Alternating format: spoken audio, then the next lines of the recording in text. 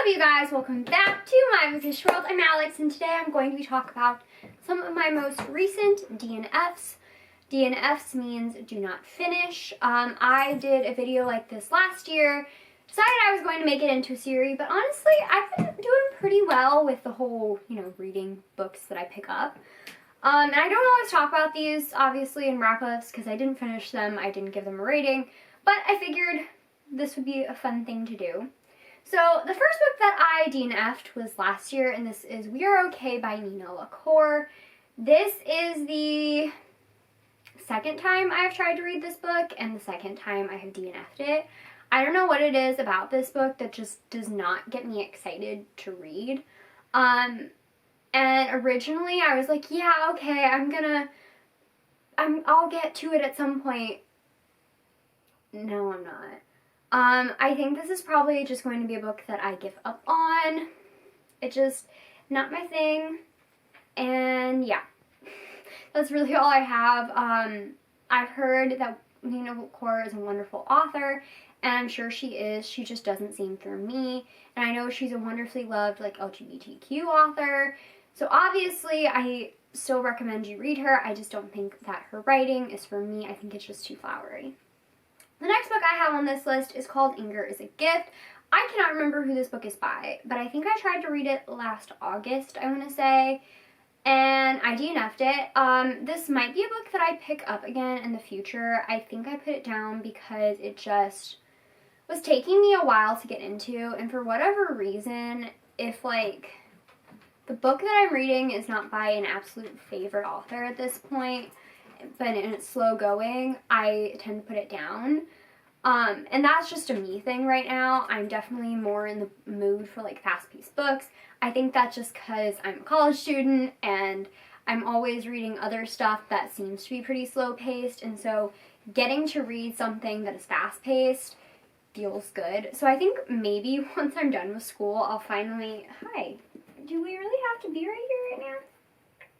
So I think once I'm done with school, I hope I'll be able to get into more slow-paced books. We'll see. The next book that I have on this list is The Archive by Victoria Schwab. This is the first book in what right now is a duology, but I'm pretty sure will eventually be a trilogy. Hello. I have friends on here that absolutely adore this book. I'm just, for whatever reason, not a fan. I've read Victoria Schwab. Some of her things have been things that I have loved. Some of them have been things that I'm kind of about. And those things that I've been about are the same reason that I put down Anger is a Gift, and that's just because it's slow going, and right now I just need fast-paced, gonna suck me in kind of thing. And I wasn't getting that with Archived. It's definitely slow going. I didn't get that with A Darker Shade of Magic when I tried to pick it up. But, with Vicious, and what else have I read? And, This Savage Song, those have been books that I've been okay with because I was reading them and they were fast-paced. So, yeah, hopefully one day I'll pick this up again. So, yeah. The next book... Hello, what are you doing? I am sorry. I got home from work, and now my dogs are just obsessed with me and wanting love, and I went and said hello to the neighbor's dog before I said hello to them, so they're quite upset with me. The next book that I have on this list is Again But Better by Christine Riccio. This was a book that I think I tried to read, I want to say in September? I don't even remember at this point. I tried to read this back in September of 2019, and I just, for whatever reason, was not a fan. I had already heard a lot of negative reviews at that point, which didn't make me excited to pick it up. And I think I only read a chapter or two, and it just felt super juvenile to me, so I put it down. I don't think this will be a book that I will pick up again. I think it could be really great for certain people. She really just decided to come into my room just to chew her bone. Sadie, really? She's staring at me like, yeah, really. I just don't think this is a book that I'm going to like. I think it could be something that a lot of other people could like, especially because it's geared more towards younger readers, at least in the writing style. the subject matter feels like it should be for like college-aged students, maybe more new adult, but the writing definitely feels like younger on the side of YA. So I probably won't be picking this up again. The next book that I have is Wondersmith by Jessica Townsend. So this is a sequel to Nevermore, which I read Nevermore back in 2018, and I gave it a 4 out of 5 stars, so I don't know. Okay. So I don't know why I couldn't get into this. I think it started off slow for me, which is probably why I originally put it down. And honestly, I just don't really have any interest in picking the series back up, the trilogy back up. So I probably will not pick up the second one again, or Sadie. Hey, could you be... Okay. Can you not chew it on the ground? That's noisy. So yeah, this probably will just not be a book that I pick up again. And then the next book, these are the next 3 books that I've DNF'd the most recently. So the first book that I've DNF'd this year was Infinity Sun by Adam Silvera. Now, I DNF'd this after maybe 20 pages. I had already seen some negative reviews, and I really wanted to give it a chance because I like Adam Silvera. I've liked his previous works. I don't think anything has gotten more than a 4 stars. Like, I've never given anything of his a 5 stars. But I've enjoyed his work, and so I wanted to see what he could do with fantasy. But God, it's urban fantasy, which I guess I knew when I going into it that it was urban fantasy, and I was fine with that. I enjoy urban fantasy. I mean, Cassandra Clare is one of my favorite authors, and she is specifically an urban fantasy author. But I, for some reason, just did not vibe with Adam's writing. In this book, his writing style, nothing really made sense about the world, and maybe if I would have read further, I would have understood. But I know a lot of the complaints that I saw were of one of the brothers in the story has a YouTube channel, and that kind of broke up the story a little bit, and that was part of the reason that I just was like, I don't get it, because it felt like it would outdate itself, if that makes sense. I feel like if you're writing a book like that, you have to, like, not have so many pop culture references because it dates itself eventually. It's the same kind of thing like with What If It's Us. It's one day somebody's going to read it and be like, what the heck is Hamilton? What the heck is Dear Evan Hansen? And so it's going to feel like very 2010s and like 2040. So I don't think it would have worked for me.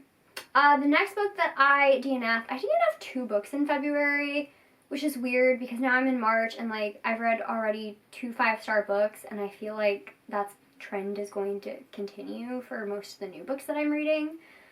So anyway, this book I got from the library, and I'm glad I did. It's Freya by Matthew Lawrence. Now, I had a lot of hope for this book because it's Norse mythology based, it's urban fantasy, it seemed really interesting, and I wanted to read something that had to do with mythology that wasn't by Rick Riordan.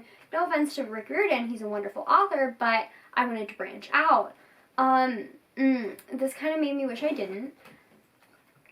There was nothing wrong with the book, but there was insta-love, which I'm not a fan of, and if you're a fan of insta-love, this would probably be perfect for you, and I got the situation with why insta-love was in it, but I only read maybe 50 pages, and like they had already made, the 2 main characters had already made out and like said that they loved each other, and I was like, no, can't do this.